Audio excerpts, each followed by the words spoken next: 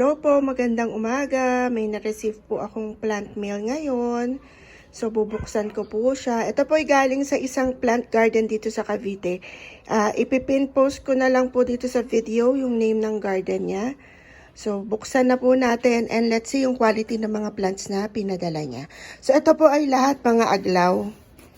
Aglaw pa rin po ito. So, let's see. Ayan. Ito pong una is si Peach Panama. Ito. Peach Panama. Ayan.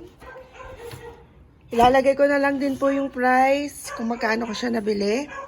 And then, ito pong isa is si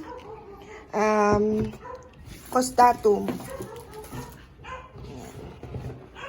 Potted na siya. Healthy, mukhang healthy naman sila. Ayan. And then, itong isa pa, yung pangatlo.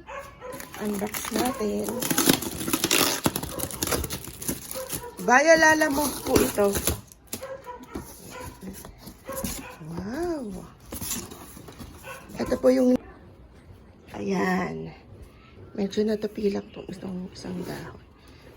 Ito po is si Pink Legacy. Pink Legacy. Ayan. So, ayan po sila. New arrivals natin. New arrivals. Ayan. Let me know. Let me know. Ganda. Ayan. So, ano po yung gagawin ko pagka-arrive po ng plants? Nasa ano po ako, shaded area. Nasa terrace lang po ako. So, ito, pagka-arrive po nila, ito na po yung gagawin ko. Isprayan ko na po sila ng neem solution. So, again, ito po ulit yung aking ini-spray. Ayan.